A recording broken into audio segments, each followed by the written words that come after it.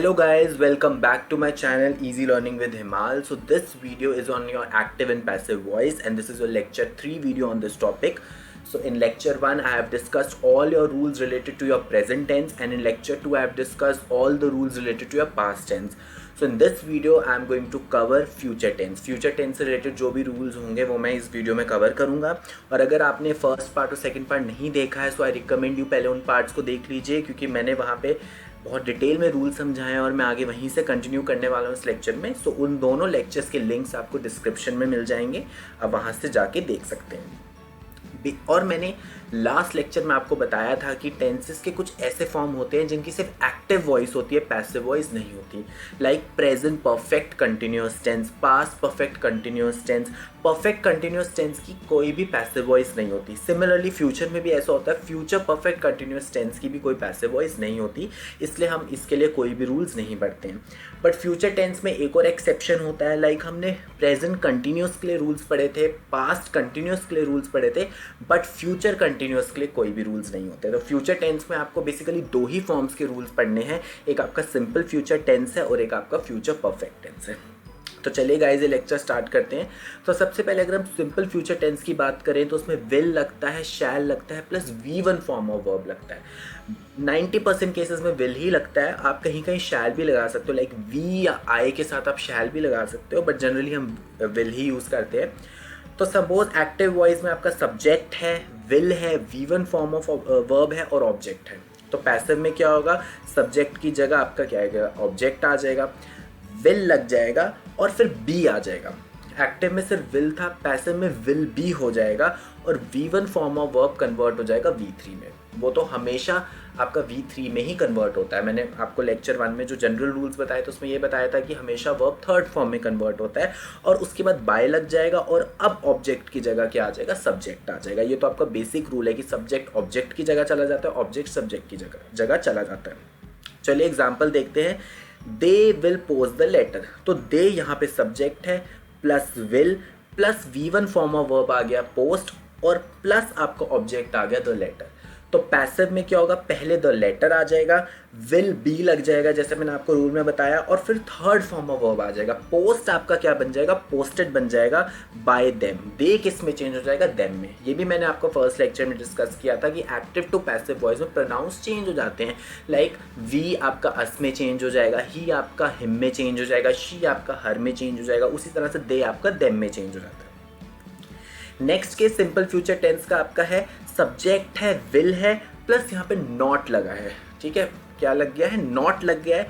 बाकी तो आपका वही सेम है, प्लस V1 प्लस ऑब्जेक्ट. तो अब क्या आएगा, पैसिव में पहले ऑब्जेक्ट आ जाएगा, फिर विल आ जाएगा. जनरली हम क्या लिखते थे, विल भी लिखते थे, बट अब यहाँ पे सिंस एक्टिव में नॉट लगा है तो यहाँ पे विल और आपका जो बी है उसके बीच में भी क्या आ जाएगा, नॉट आ जाएगा. फिर आपका V3 फॉर्म आ जाएगा, फिर बाय आ जाएगा और फिर आपका सब्जेक्ट आ जाएगा. चलिए एग्जाम्पल देखते हैं. Disha will not arrange the things. तो अब सबसे पहले द थिंग्स आ जाएगा, फिर क्या आ जाएगा, विल नॉट बी. पहले विल आएगा, फिर नॉट आएगा, फिर बी आएगा, फिर अरेंज का आपका थर्ड फॉर्म ऑफ वर्ब बन जाएगा, इसलिए अरेंज्ड आ गया बाय. और अब जहाँ पे आपका पहले ऑब्जेक्ट था वहाँ पे अब सब्जेक्ट आ जाएगा एक्टिव वॉइस का. एक्टिव वॉइस का सब्जेक्ट क्या था, दिशा. तो यहाँ पे क्या आ जाएगा, Disha. The things will not be arranged by Disha. Disha will not arrange the things. This is active voice. The things will not be arranged by Disha. This is passive voice. उसके बाद आपका नेक्स्ट आता है, अगर कोई क्वेश्चन पूछा जा रहा है स्टार्टिंग फ्रॉम विल.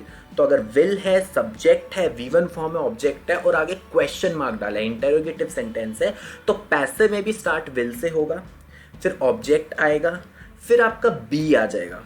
ठीक है, जनरली हमने फर्स्ट रूल में क्या पढ़ा था, ऑब्जेक्ट के बाद विल भी आ रहा था, बट यहाँ पे सिंस क्वेश्चन पूछे तो विल पहले आ जाएगा, उसके बाद ऑब्जेक्ट आएगा, फिर आपका बी आएगा, फिर V3 फॉर्म आएगा, फिर बाय आएगा, फिर सब्जेक्ट आएगा. तो जैसे आपका एक्टिव वॉइस है, will you mop the floor, question mark. तो पैसिव में क्या आ जाएगा, विल से ही शुरू होगा, विल द फ्लोर, उसके बाद बी आ जाएगा, मॉप का आपका V3 फॉर्म मॉप्ड बन जाएगा by you. So will you mop the floor का हो जाएगा, will the floor be mopped by you. Next आता है आपका फ्यूचर परफेक्ट टेंस. तो फ्यूचर परफेक्ट टेंस का क्या रूल है, विल या शैल लगता है, प्लस हैव लगता है. हैज़ कभी नहीं आता, सिर्फ हैव ही लगेगा, चाहे सिंगुलर है चाहे प्लूरल है. फ्यूचर में आपका हमेशा हैव लगेगा, प्लस V3 फॉर्म आ जाएगा. ठीक है, तो देखते हैं. Subject, plus will plus have plus V3 plus object. Passive में क्या होगा, सब्जेक्ट की जगह ऑब्जेक्ट आ गया, विल आ गया।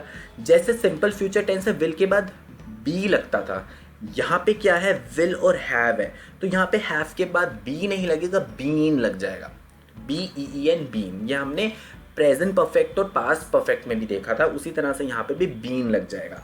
तो क्या आएगा, ऑब्जेक्ट आएगा, विल हैव बीन आ जाएगा, फिर आपका V3 फॉर्म बाय और सब्जेक्ट। चलिए एग्जाम्पल देखते हैं। They will have brought the toy, they will have brought the toy.